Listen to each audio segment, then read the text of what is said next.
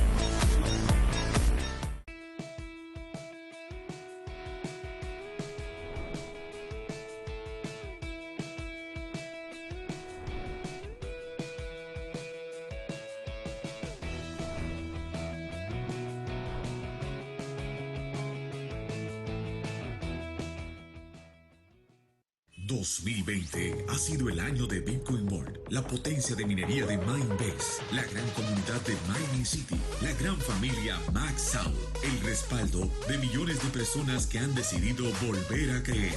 Hacen de Bitcoin World la segunda criptomoneda más rápida del mundo. Bitcoin World, imparable.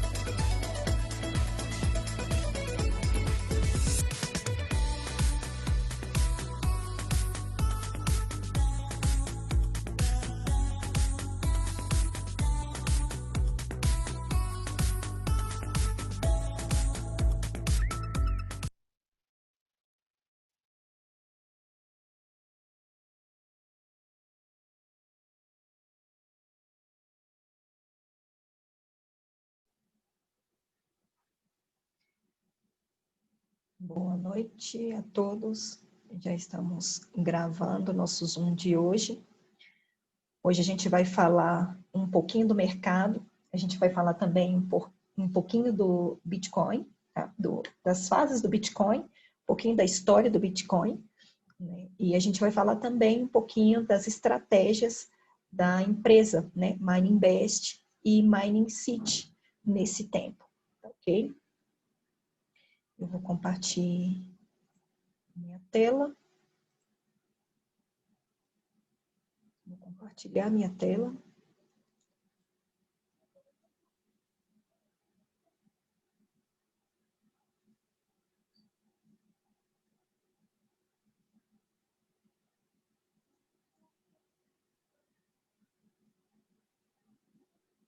Vamos ver se está tudo ok por aqui.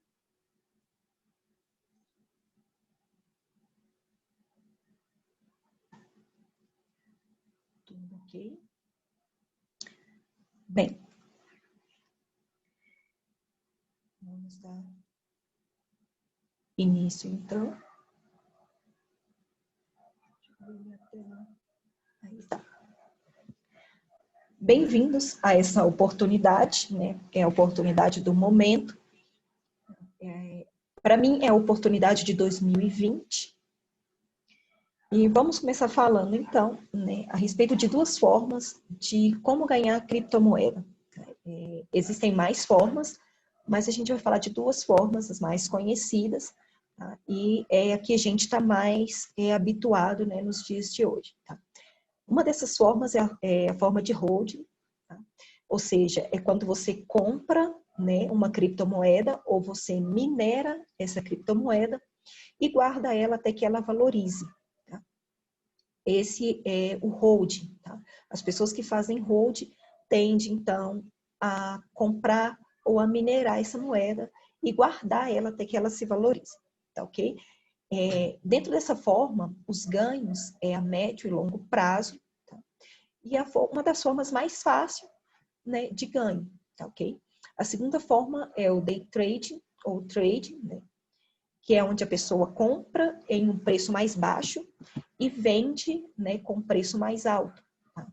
Potencialmente, é uma forma mais lucrativa, tá? Porque você pode ali, no momento, investir, por exemplo, $3.000 e com a alta, né, da moeda, você conseguir aí um valor maior, né? Conseguir, por exemplo, 5 ou dobro, $6.000, tá? Mas também é uma das formas com mais risco, né?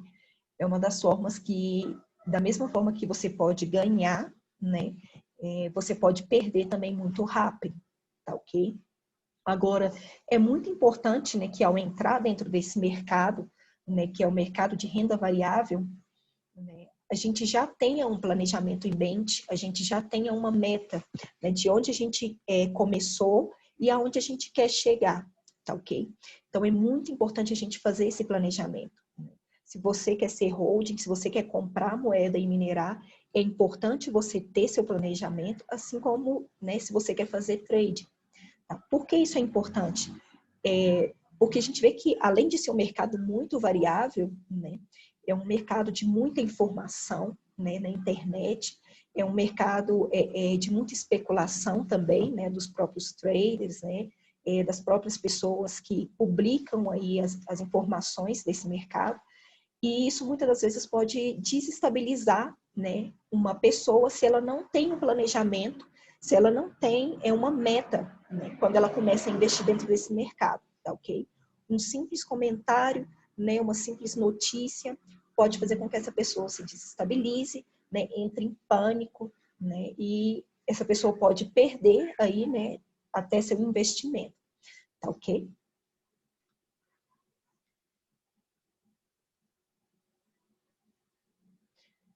Falando um pouquinho de mercado, né, de uma forma básica, né, para a gente começar a entender.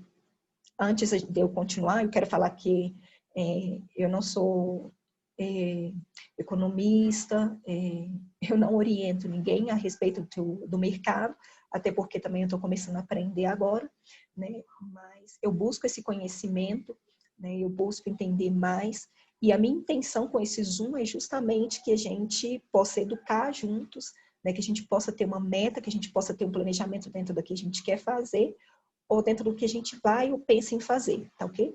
Então, essa é a minha ideia com esses Zooms também, tá ok? Então, a respeito do mercado, o mercado ele possui fases, tá? Então, é importante a gente conhecer essas fases, é algo muito básico, mas é algo que a gente tem que ter sempre em mente, porque além de ser básico, é um pilar, né? E isso ajuda a gente em muita coisa. A segunda coisa, né, é que a lógica básica do mercado é o quê? É comprar barato e vender mais caro, né? Só para quem ainda não conhece muito bem de mercado, tá? Essas velhinhas verdes que a gente vê nos gráficos, né, de mercado, significa compra, né, e significa subida. Ou seja, quando aparecem essas velhinhas verdes, significa que tem pessoas comprando, ou comprando uma ação, ou comprando aí a criptomoeda, né? E isso tende a gerar uma subida, tá? As velas vermelhas têm a ver com venda, né, e com a caída. Então, toda vez que aparecem as velas vermelhas, significa que existem pessoas que estão vendendo suas ações ou que estão vendendo suas criptomoedas, tá? Isso pode gerar uma caída. Bem, vendo esse gráfico aqui, né, das fases do mercado, do ciclo do mercado, a gente vê que o mercado tem a fase de acumulação, né, que é a fase mais baixa, a fase de início, né? A gente chama também de lateralidade, mas é uma lateralidade que está aí na baixa, né? E, então, o mercado tende a subir, né, que é a outra fase, a fase de subida, né, ou a fase de alta, e tende a chegar a uma distribuição que também é uma lateralidade, tá ok? Mas uma lateralidade formada numa parte, num pico mais alto, tá? É quando o mercado já está aí, digamos que em decisão, né? E as pessoas já não sabem se compra, se vende, e começa a entrar mais ou menos em uma linha mais reta, né? A gente chama lateralidade ou distribuição, ok? Tem a fase de baixa, né? A fase de caída, e depois torna a entrar novamente na fase de acumulação, tá ok? Um momentinho. Janine, você me escuta bem?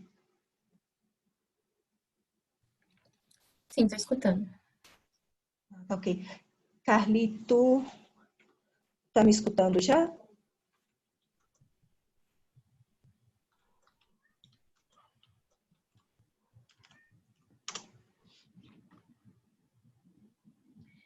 Vou seguindo, tá? Qualquer coisa pode estar falando, Carlito. Só porque mesmo o nosso tempo é curtinho. Ok? Então, vamos lá.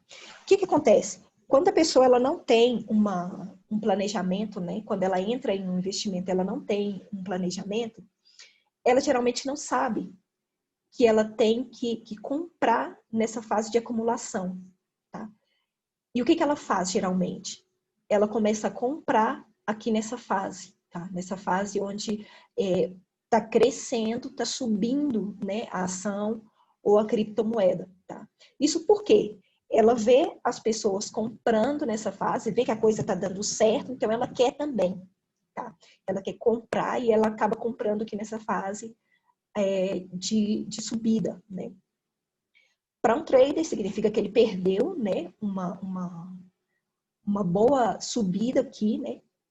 Mas também tudo depende do trader, depende do planejamento que ele teve, tá joia?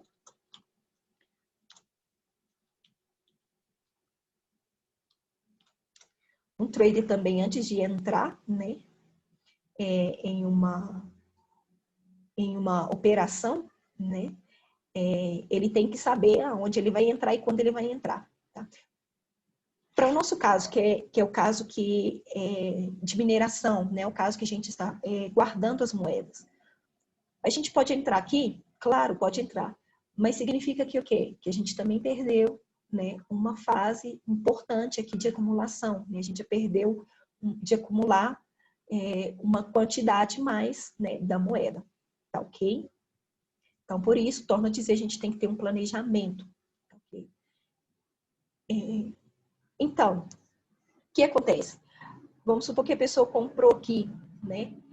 E o ativo começou a cair. Aí é onde muitas pessoas entram em pânico, justamente porque não tem planejamento, tá? Se a pessoa sabe o que ela está fazendo, se ela conhece o que ela está fazendo, ela não vai entrar em pânico, tá? Ela não vai ir, né, com as massas. É importante que a gente sempre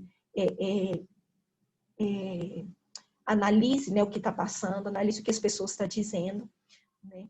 Porque muitas das vezes a gente vai junto com as massas, tanto na hora de comprar, tá? Quanto na hora de vender. A gente vê que está caindo, e agora? Está caindo, a ação está caindo, a criptomoeda, o que eu faço?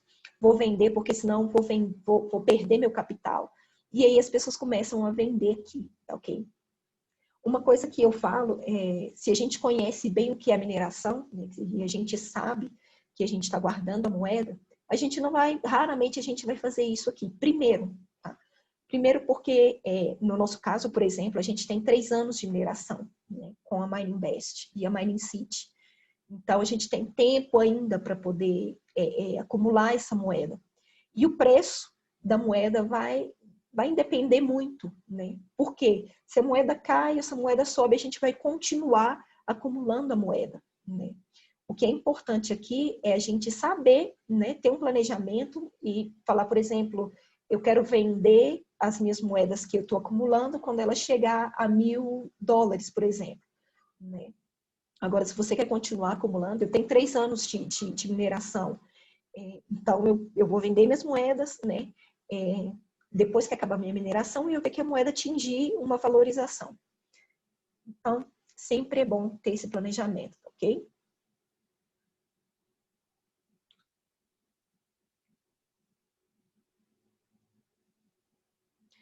Aqui são alguns gráficos para a gente poder estar vendo, né? Gráficos de mercado mesmo, né? De ações, SPY, né? Amazon. Aqui está pequenininho, não dá para a gente ver, mas é só para a gente ver que o mercado ele flui assim, tá? Ele tem uma alta, né? Mas ele tem também uma queda, tá? O mercado nunca vai estar sempre subindo, né? Por quê? Porque sempre tem pessoas com ideias diferentes, sempre tem pessoas que planejaram, né, o seu investimento de forma diferente, né? Então, o mercado ele sempre vai ter uma subida, mas ele sempre vai ter uma caída também, tá, ok? Então, isso é normal, tá? É normal que o mercado suba e que ele caia, né? E depois ele volte a ter uma tendência para subir outra vez, tá? Então, isso é muito normal no mercado, tá, ok? Falando um pouquinho do Bitcoin, né, e das fases do Bitcoin, esse é um gráfico de um youtuber, tá? Ele fez uma análise, né, do Bitcoin há um tempo, de como estaria o Bitcoin depois desse último halving, tá? A gente tem aqui os 3 halvings que já passaram, né? O primeiro halving, o segundo e o terceiro que a gente está, né? E aqui, dentro do que ele colocou, né, o Bitcoin, ele está sempre em alça, ainda que ele caia, tá? Ele está sempre em alça, ele bate aqui nessa última linha, né? Mas ele torna a subir, né? Ele torna a subir novamente, ok?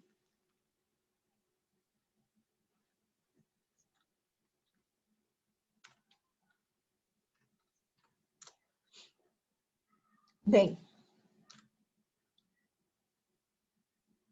aqui, esse gráfico é do José Manuel Torres, tá? José Manuel Torres escreveu um livro que chama Criptomoedas, e na época ele fez uma análise, né, do Bitcoin mais detalhada, tá? Então aqui a gente pode ver que no primeiro ciclo, né, no início do Bitcoin, bem no início, na fase 1 do Bitcoin, né, ele veio aqui valendo aqui menos de $1, né, até chegar mais ou menos a $1, e mais ou menos ao final de 2010, 2011, ele teve uma subida brusca, tá? Que a gente chama de crescimento parabólico não sustentável, tá, ok? E o que acontece depois desse crescimento parabólico não sustentável? Né? O próprio nome já diz, não sustentável. O que acontece? A moeda tende a cair novamente. Então, que o Bitcoin caiu mais ou menos uns 84% na segunda fase, mais ou menos 2011 a 2012, né? O Bitcoin caiu bruscamente, e aí as pessoas começaram a desesperar e falar, pronto, o Bitcoin morreu, né? O Bitcoin é uma mentira, é uma fraude, né? Olha o tanto que caiu e tudo, né? Então, o pessoal começou a entrar em desespero mesmo, mas sempre tem as pessoas, né, que sabem o que estão fazendo, que acreditam e tudo, e continuaram com o Bitcoin deu uma subida, né, e o Bitcoin entrou aqui na fase 3, né, que já era a fase do halving, o primeiro halving do Bitcoin, tá? Então, o que acontece? A teoria, né, é de que cada vez que passa um halving, que chega um halving, o Bitcoin tende a subir até 50% do último pico dele, tá? Do último valor mais alto que ele teve. Então, aqui, o que aconteceu foi que no halving, em 2012, né, o Bitcoin chegou mais ou menos a 50% desse valor, desse pico mais alto, né? Que era mais ou menos aí, uns $5, se eu não me engano, tá? O segundo ciclo do Bitcoin, né, teve a primeira fase exatamente igual. Ele veio aqui de mais ou menos $5, né, as pessoas seguiram aí comprando, minerando. Na época se minerava muito mais do que comprar, né, Bitcoin. E o que acontece? Bitcoin teve outro crescimento parabólico não sustentável, né? E chegou a tocar aí quase os $1.000, né? Mas depois disso, na segunda fase, o que veio acontecendo? Ele veio caindo novamente, tá? Ele veio caindo. Aqui as pessoas outra vez entraram, né, em desespero, né? Algumas foram vendendo e outra vez já começaram a dizer que o Bitcoin era uma estafa, era uma fraude, né? Que o Bitcoin estava morto. Então, o Bitcoin caiu mais ou menos também, aí cerca de 80% do valor que ele estava, né? Chegou o halving, né? Na terceira fase, o Bitcoin tornou a subir até alcançar 50% do último pico mais alto, tá? Que foi mais ou menos aí $700, né? $750, ok? Última fase, terceiro ciclo do Bitcoin, né? Até chegar ao dia de hoje que a gente está. Bitcoin veio de mais ou menos $750, né? E em uma fase de acumulação, né? E as pessoas aqui começaram, né? Seguiram acumulando, digamos assim, né? E ele teve um outro crescimento parabólico não sustentável. Depois desse outro crescimento parabólico sustentável, o que aconteceu? Puf, cai novamente o Bitcoin. Cai o preço do Bitcoin novamente. Né? Caiu o preço do Bitcoin, né? Chegou a terceira fase, que foi o último halving que a gente teve agora esse ano. Qual que é a projeção? Que mais ou menos dentro de março do ano que vem, né, o Bitcoin possa chegar aí até a metade do último pico, né, 10 mil, e aí ele pode ter, né, um outro crescimento parabólico não sustentável. Tá? Então, essa é a teoria do Bitcoin, uma das teorias, né, do Bitcoin, que pode passar, né? E aqui outra vez eu torno a repetir, essas fases de crescimento, né, parabólico não sustentável pode ter vários motivos, né? As pessoas que programaram vender o Bitcoin em um preço, né? As pessoas que se assustaram, né? Mas é certo que a gente tem que ter um planejamento, ok? Agora o Bitcoin Vault, né? Vamos ver o gráfico do Bitcoin Vault. Vem passando a mesma coisa, mais ou menos, com o Bitcoin Vault, né? O Bitcoin Vault está mais ou menos meio que imitando o Bitcoin, né? A gente vê que o início do Bitcoin Vault, né? E aqui a gente vê várias velhinhas verdes, né? As pessoas comprando, né? E um crescimento aí basicamente parabólico, né? Não sustentável. E o que acontece, né? Algumas pessoas talvez começam a vender porque planejaram assim, né? A chegar um tempo iam vender aí uma parte dos seus bitcoins vault, né? E seguiam com outras pessoas seguiam comprando, algumas vendendo, né? Até chegar aqui nesse ponto, que foi onde a gente sabe que aconteceu, que uma pessoa liquidou aí mais ou menos 8 mil bitcoins vault, né? Como as exchanges não têm liquidez suficiente para suportar, né, essa quantidade de bitcoin vault, esse valor alto de bitcoin vault, ele caiu, despencou de uma vez. Tá? Aqui foram duas vendas mais ou menos, uma de 8 e uma de 8 mil e outra de 11 mil. Né?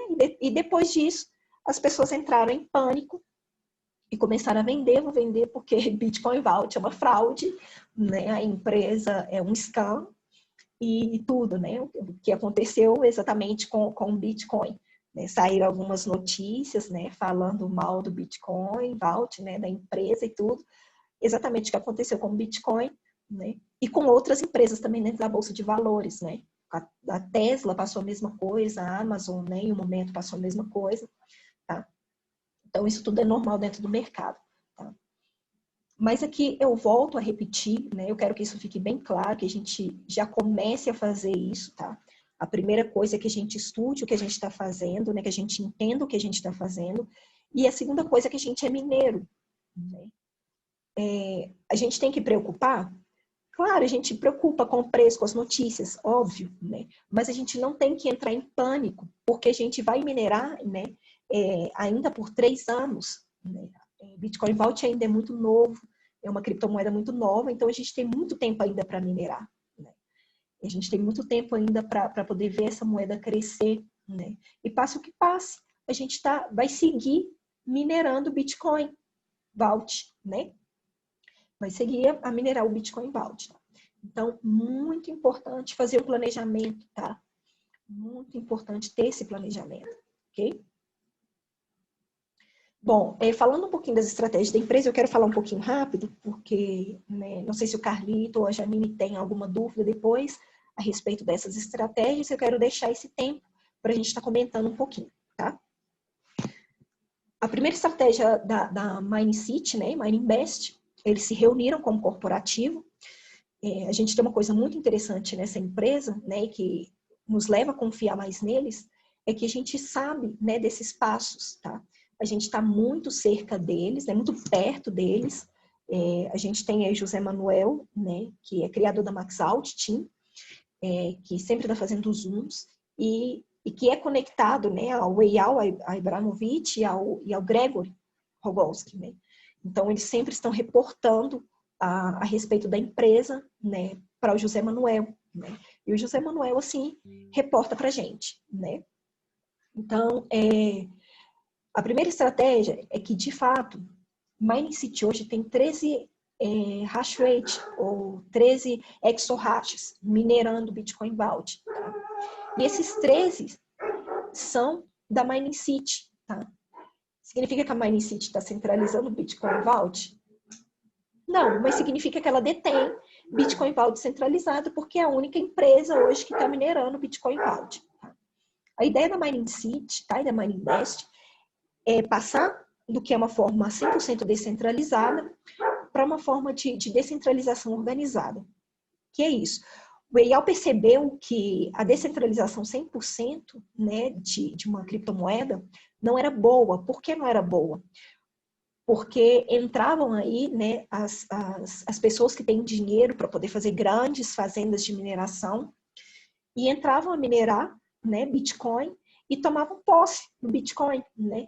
As pessoas assim menos afortunadas, digamos, né, com menos quantidade de dinheiro, que não tinham como minerar grande quantidade, né, minerava pouquinho, sobrava pouquinho para elas minerarem, né? Então ele percebeu que era uma distribuição muito injusta, tá?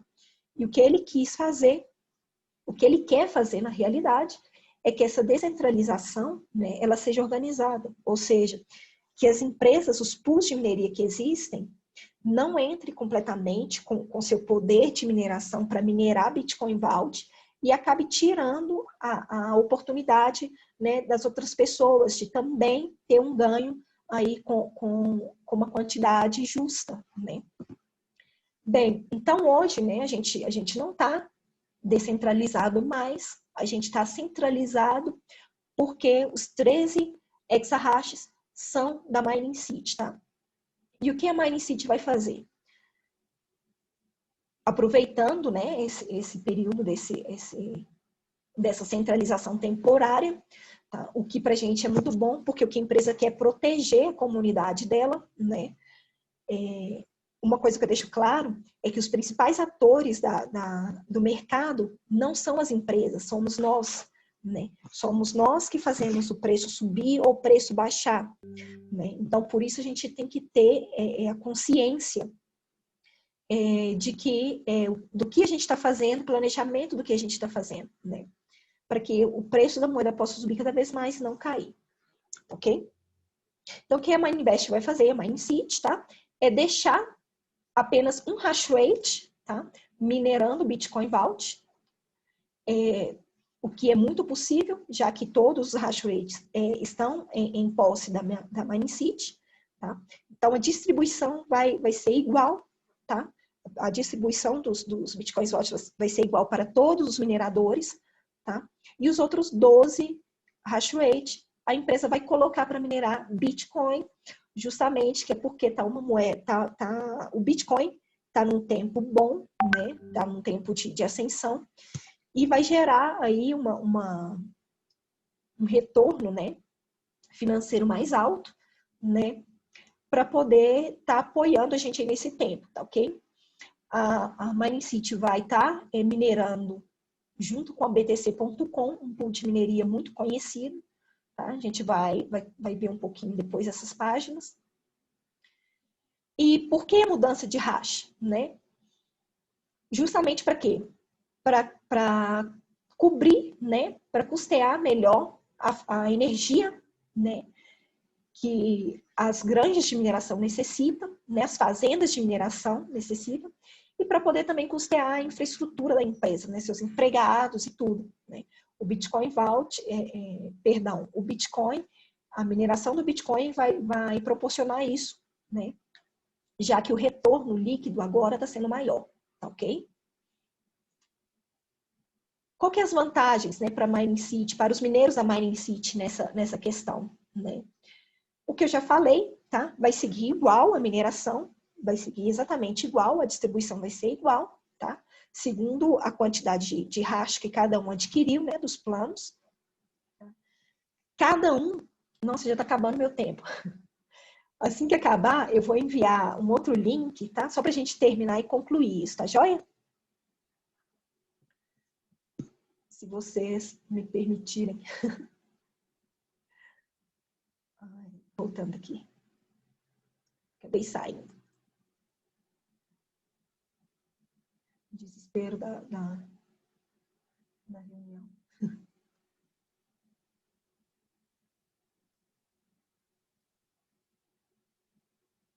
Estão vendo minha tela, né? Tá aparecendo aqui, sim. Perfeito. Eu falei que ia falar muito rápido, mas o tempo foi muito mais rápido. Como?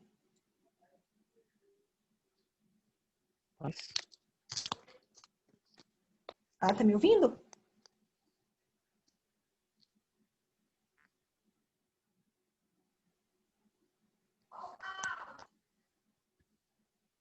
Bem.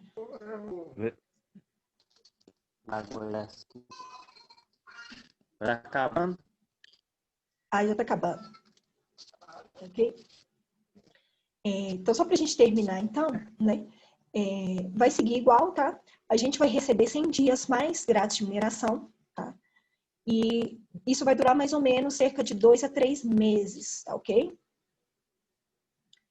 Bem, parte dos ganhos do Bitcoin Vault vai servir também para custear, né, a compra dos BTCV, Bitcoin Vault, no mercado, tá?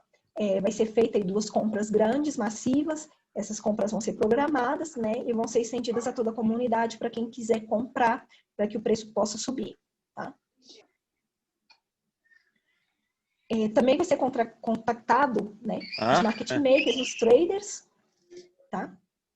Os traders vão estar entrando aí para poder estar fazendo crescer o volume dessa criptomoeda, né, dentro das exchanges. E vai ser também cedido, né, a outros, nesse período tá aberto, né, para outros pools de mineração, tá? Desde que eles aceitem passar, né, pelo standard de mineração da Digital Mine, tá? Da Organização de Mineração Mundial. O primeiro pool que vai entrar vai ser o Hub Pool, né? Que vai ter cerca de 5% inicial de minerar Bitcoin Vault, tá, ok? A atualização do CoinMarketCap também, né, com os dados necessários, isso também vai acontecer. O lançamento dos cartões de débito, né, dentro de 1 mês e meio. Já foram pedidos aí 300 mil cartões de crédito, não, perdão, de débito. Tá? E o lançamento das 3 chaves, que já está para acontecer também, né? Mas a lista aí que vai crescer de exchanges, tá ok? A meta da empresa com isso é o quê? É até em dezembro chegar a 40 exahash, tá? Chegando a 40 exahash, o preço vai acercar mais ou menos, tá? Isso é uma outra teoria também, de que o exahash se agrega ao preço. O preço vai estar chegando mais ou menos a $900, tá? Em dezembro. Essa é a ideia da empresa, tá? Isso é a meta da empresa para até dezembro desse ano. Tá? Outra coisa que a empresa quer é que o volume dentro das exchanges, né, de liquidez do Bitcoin Vault chegue a 3 milhões, tá? Dentro do mercado, para evitar justamente essas quedas bruscas quando alguém quiser liquidar uma grande quantidade de Bitcoin Vault que tem, tá ok? Então, basicamente, é isso, tá? Eu queria mostrar para vocês algumas páginas, mas não vai dar tempo, né? O nosso tempo vai acabar, então vou deixar para o próximo Zoom, para a gente poder estar vendo isso, tá? E qualquer pergunta que vocês tiverem, a minha ideia é que a gente fizesse aqui, mas não deu tempo.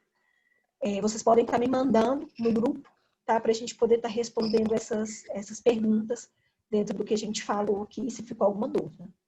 Tá ok? Então é isso, gente. Carlito, Janine, obrigado, né, por participar aí desse Zoom. Se vocês quiserem chamar outras pessoas também para estar participando com a gente, para estar aprendendo mais com a gente, fiquem à vontade. E eu espero vocês na próxima terça-feira, nesse mesmo horário. Tá ok? Para a gente estar dando continuidade ao que a gente começou a ver hoje, tá? E no Zoom anterior. Então, tchau, tchau. Um abraço para vocês, uma boa noite e um bom descanso. Beleza. Boa noite, muito obrigada.